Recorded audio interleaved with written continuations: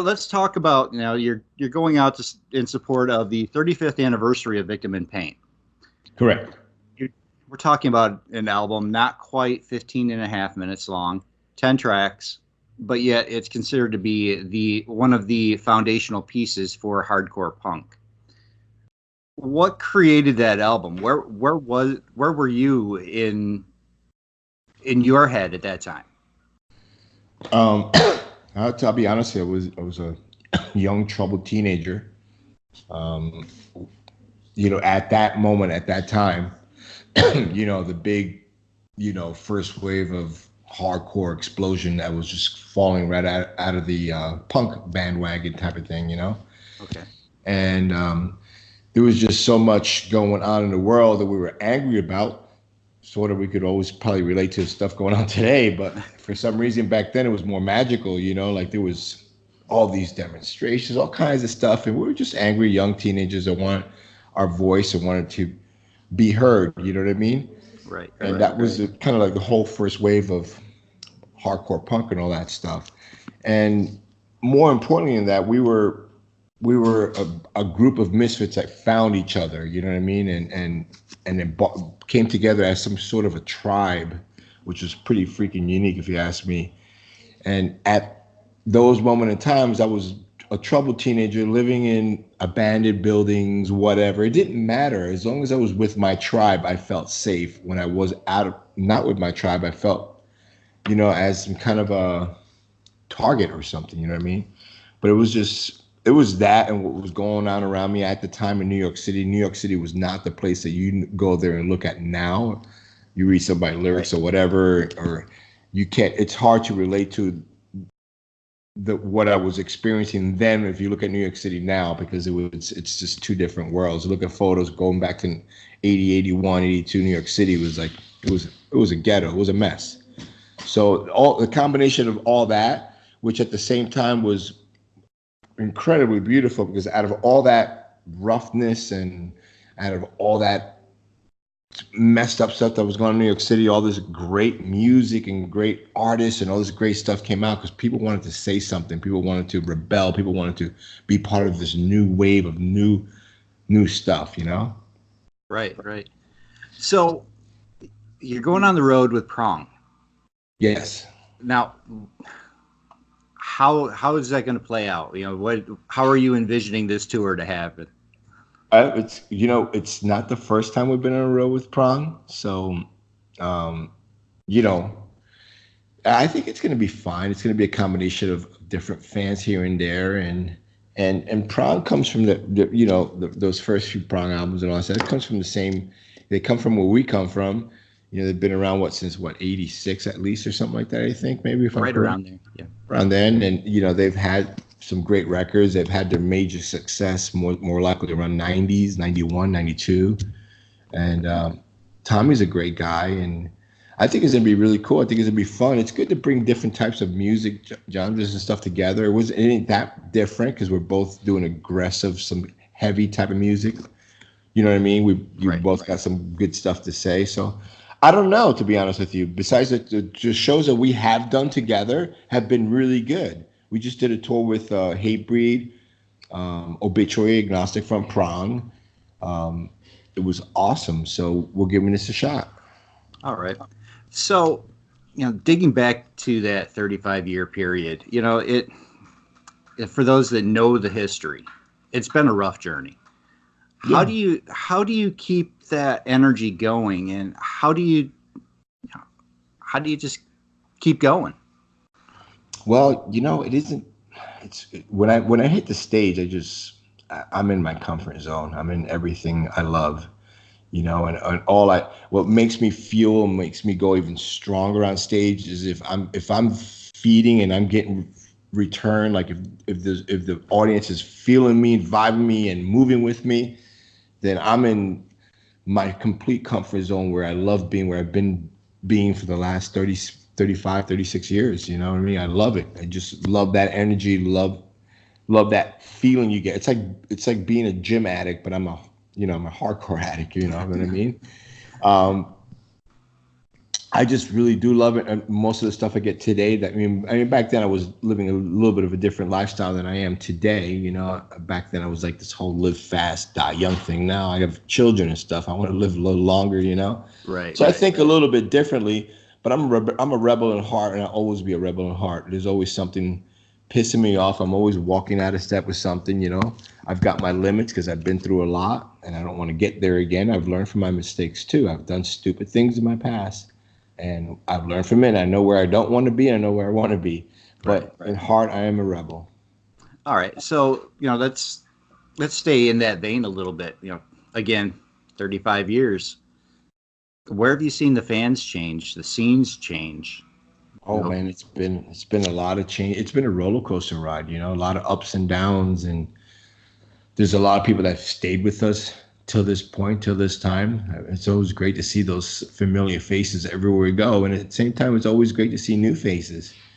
New faces are just as important as old faces because us older faces, we're eventually gonna, you know, be dinosaurs and pass on. You know. right, right, So the new breed, the new kids, they carry it. So it's always great to see it. Like a lot of our older fans come with their kids, or just new people that discovered agnostic front or prong or whatever. You know what I mean? right, right. And it's a long roller coaster ride. It's had its ups and downs, and we just ride it. You know what? Because on those periods when that roller coaster ride was going up high, we always remember that we have to see the same people on the way down. So we've always had that mutual check, mutual respect. Is like, why shit on people or shit on your fans or your friends when eventually you're gonna come down and sit in the same table. So that's our mentality. All right. So, when you look out and you see those people that bring their kids to the show, what are you thinking? I'll be honest with you. What am I thinking? That's a really good question. You know, because if you know my history and you know my little brother Freddie, he was in a band Madball, Right. and he was 6 years old when I took him to his first show. I just took him to go see the Bad Brains at CBGB's, you know. And by the time he turned 7, he already had seen a bunch of shows, including a bunch of AF shows. And then we went on to make a band for him and stuff. But it was really weird because for some reason I felt he was very safe with me, even though I was living among criminals, murderers, who knows what, because I was living in abandoned buildings with crazy people all around me. For some reason, I felt Freddie was safe because he was within our tribe. You know what I mean? I look at those pictures now, and I'm like, what the hell was I thinking? Because I have my son when he was 8 years old. I was like, what was I thinking? You know, it's different when I don't know why, but for some, I was pulling Freddie out of a dangerous home environment into another dangerous environment, but I felt more secure, more safe because I was with him and I was protecting him, if you know what I mean. Yeah. And now I see some of these kids, and it's awesome to see it. I do feel like lyrically, some of my lyrics I don't think are really acceptable for children, you know, and I think some people ought to curb some of that, you know. Um, I, you know, kids like curse words, you know. They all want to say the big fuck you, you know. Oh yeah. Jesse, come here. I'll show you right now. Come here, buddy. Hurry up. Hurry up. This is my son, really quick. Come here, Desi. What's the big curse word you want to say? What? You don't want to see. What are you even talking about? Anyway, yeah, you know, it's cool. It's cool. I really do like seeing kids at the shows. Sometimes I get paranoid. I get worried, especially if they're in the front. So most of the time, I like to put them on the side because you never know what's going to happen. So I'm worried about the safety and stuff like that. But it's cool. It's cool. Yeah, I've noticed, being a metalhead, punk fan for decades, I've noticed that I feel safest. Especially taking my kids to shows, I feel safest among those kinds of people. There's just more of a Right. genuineness and more. We're going to take care of each other. I agree. Just lyrical content. Sometimes you may want to check it out before your kids listen to it. Yeah, absolutely, absolutely. So, you know, you're known as a guy that has a heart of gold. Where are your energies these days? What kind of things are you involved with outside of the band? Well, I do jujitsu, Gracie jujitsu to be straightforward, and my whole family does. My kids, my wife, myself. My wife's actually an instructor here at Gracie Jiu Jitsu Phoenix. So I do a lot of that, and I think it really grounds me. Um, it's really calming, believe it or not. As crazy as you might look at it from the outside in, but when you're rolling with friends or doing fight sims, or you're amongst friends, so no one's really trying to hurt you. But it's very calming. I find myself in a very calming position, a lot of mental awareness, challenging, all the stuff I do like. That's mainly what I do. Besides my other hobbies of I love hot rods and customs, and being a dad is my number one thing I love the most. But being that we all do this, we all train at Gracie Jiu-Jitsu Phoenix. It's our second home, to be honest. We are there all the time. So what better than that? I'm with my children and I'm doing what I love. All right. So historically you've been known to go to shows throughout the area, just dropping in whatever. Are there any bands that have caught your attention lately that you've caught live? Lately, that's a hard question because we travel so much and we see so many bands. You know what, a band I really do like a lot, and they're a Russian band. I really do like a lot. Siberian Meat Grinder. I really dig that band. I don't know if you're familiar with them. Are I'm you? not. I'm not. I'll have to check them out though. They're an awesome band. They're from. I remember the first time we played with them in Russia, in Moscow. I was like, wow, these guys are really good people. And now they travel a lot and they play a lot of Europe too. In fact, we have a date with them in November coming up, and we just played a few dates with them. Really good people. I dig them. I dig them. The singer's got this mass. It's so Russian. I don't even know how to explain it, but I really really like them a lot. They're one of my favorite bands. They're kind of in the genre of maybe like it's definitely like a metal kind of crossover thing, maybe Napalm Deathish or something like that. I like them. I like them. Um, Around here, let me see. I go to shows around here, but most of the shows I go to are old friends shows, or some of the classic bands like the Fat Skins and stuff like that. They're here, been here forever. My buddy Mike plays with them.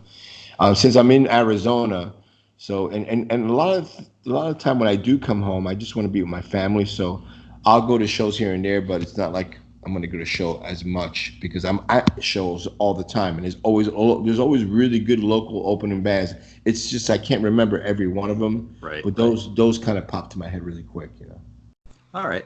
So going back to that whole, 35 years doing this thing. So when you sit back and you see that there's been a documentary put out about you guys, you see that, you had the book out 35 years ago. Did you ever in your wildest dreams imagine that you'd have this kind of an impact on this music scene? Absolutely not. And I would tell you, even 35 years ago, if you told me I was going to tour America, I would have laughed in your face. I didn't know how narrow-minded I was. I didn't know how big even New York was, New York State. I thought New York State was New York City. I didn't know about the rest of New York. That's how little. I thought, okay, I knew there was an upstate, but what did that mean? What did that mean? Like Rochester? That's then it expanded. Travel going on our first national tour was pretty impressive, pretty amazing for me. I kept the diary. I still have the diary. It was awesome for me. Like I never knew so much existed. Imagine then traveling the world. So if you would have told me 35 years ago I was going to do that alone, I would have been like, get the fuck out of here. Who wants to see my shitty little punk rock band? But one thing that's been amazing is that a record like Victim in Pain really got to put New York hardcore on the map, because that record predates a lot of the amazing stuff that came out in 1986. If you think about 1986 as a whole for New York, or as a whole for punk, crossover, metal, everything, it was an amazing year. Just think about all the great, phenomenal records that came out in 86. I don't think there's been any other year with so many great records. Right. Slam. Just look at that. Look at all the great releases that came out in 1986. But Victim in Pain came out in 84, so it predated a lot of that stuff. Really put New York on a map. It really kind of bridged New York worldwide too. We didn't know it was doing that. It really did. It really created these bridges all over the world. People were getting it from as far as Brazil, the UK, Russia. I've heard stuff, Japan, everywhere. It really just bridged what we were doing into a different phenomenon. And I think that record really did put, New York hardcore strongly on the map. Don't get me wrong. There was phenomenal New York hardcore bands that predate us and are amazing hardcore. 7 inches and even Kraut as an LP before ours is phenomenal, and it's just that for some reason everybody grasped that record. That must have been something special that really hit home to a lot of people. It hit home to me, so awesome. All right. So, I've read interviews where you've said that you still have something to say, so you're still going to be out there. Yeah. And, before we started this off, you said that you've got the album coming out. Anything you want to tell us about that album? I love the album. I'm super excited with it. There's going to be news on it. When is this interview dropping? It'll be the end of the month. Oh, okay. Shortly before the Buffalo show. Oh, okay. So I could tell you right now, because I'm not supposed to tell anybody news. Like, for example, the album cover was designed by Sean Taggart, who did our Cause for Alarm album cover. Okay. So you're going to see elements of that back on our new record, which is pretty cool. This Friday, everything's going to start. You're going to see pre-orders, everything. So you'll see the album cover. You'll see all that stuff. Okay. I love the record. It's got some more thrashier songs. It's a really good combination of Agnostic from where we are today. Very powerful. Pretty much lyrical contents have always been kind of the same, more social politically aware than some global political songs, but I tend to write about really what's going on around me on a day-to-day basis. Hey, look, as long as you could turn on the news, watch whatever you want to watch, whatever channel you want to watch on, and you could write songs, if you want to get involved. If you want to just turn your cheek and not get involved, then live on, follow like sheep. But if you want to be a leader, start saying something. All right. So what are those things that are catching your attention as far as the global political, the local political, things like that? A lot of stuff, man. There's so like the Brixton stuff that's going on. I mean, the UK stuff, and a lot of people don't even know about stuff like that. Like, people just randomly voted for just because they didn't like a subject and they didn't even know what they were voting for. Like, that's really crazy. Now they're stuck in a bad situation because nobody knows what they're getting. Right. There's stuff like that. I mean, look, there's a good and a bad of everything. I've always said so. Everything's got a pro and it's got its cons, and everybody, not only just in America, everybody's never happy with whatever leadership they got anyway, But everybody, right. For some reason, we went from, there was a time where America was completely really hated globally, and then we weren't and now we're back, Right.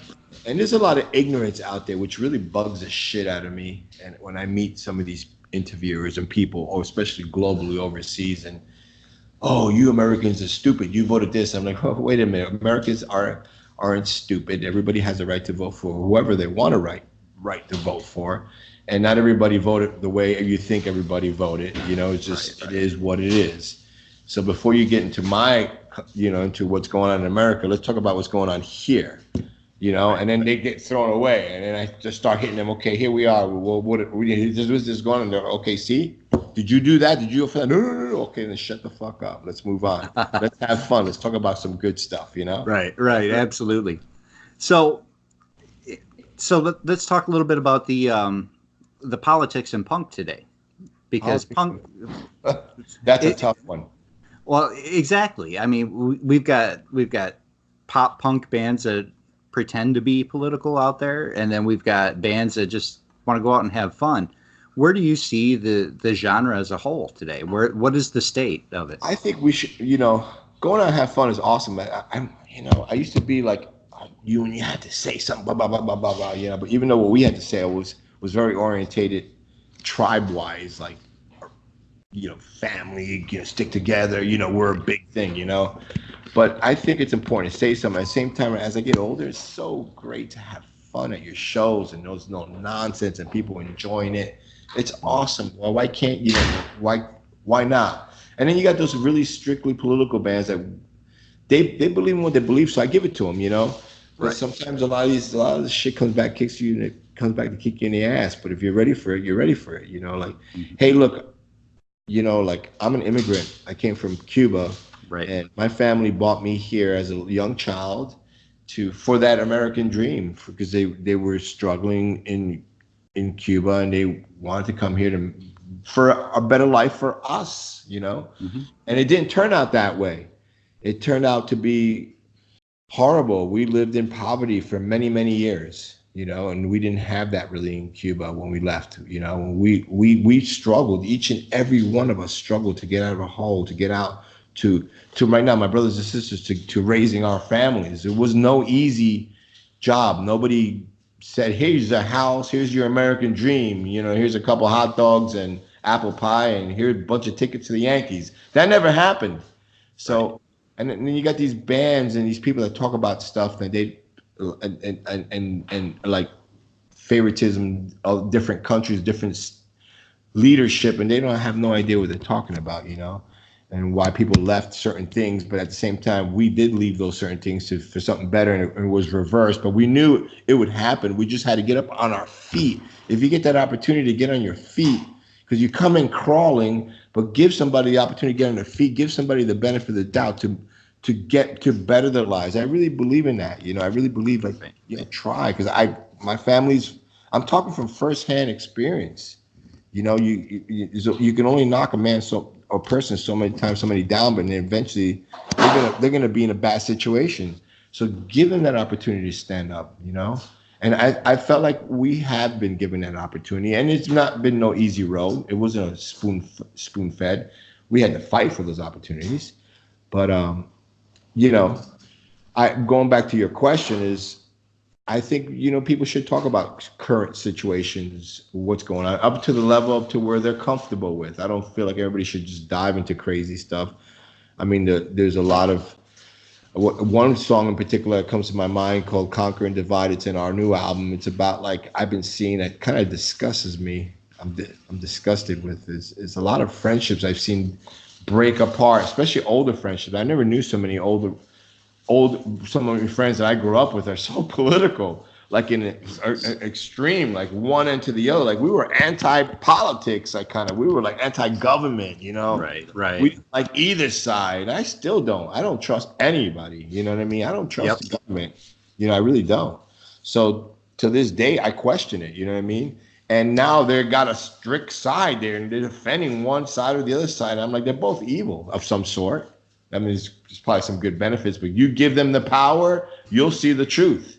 And I've seen friendships get ruined over stuff like that. And it just kind of bothers me, Right. Yeah, definitely. So I'm gonna wrap this up with one question. For people coming to that show in Buffalo, New York at the end of the month. Mohawk place, never. Right? Yep, absolutely. Love that joint. Let's say they've never been to an Agnostic Front show. What are they in for? They're in for, we're excited to play, first of all. We're going to be happy to be there. We're going to be happy to do what we love to do. So we're going there with positive, mental attitude, and just to have a great show and have a great time. And we love playing all the Victim of Pain songs and a bunch of old classics too. And that, from that kind of era and a little bit forward. I think if you come in with a free mind and that willing to have a good time and have a good show and get involved, you're gonna get something great. The more you feed me, the more I feed you. It's a give. It's not a give and take situation. It's a give and give situation. So if you feel me and I'm giving you that energy, I'm putting it out there, give it back to me, and it's only gonna get better. It only climaxes. All right. Well, I greatly appreciate you giving me a few minutes today. I know you've got a lot of things on your plate going on right now. Looking forward to seeing you in Buffalo. Thank you. Thank you very much. All right. Have a great day. You too, man.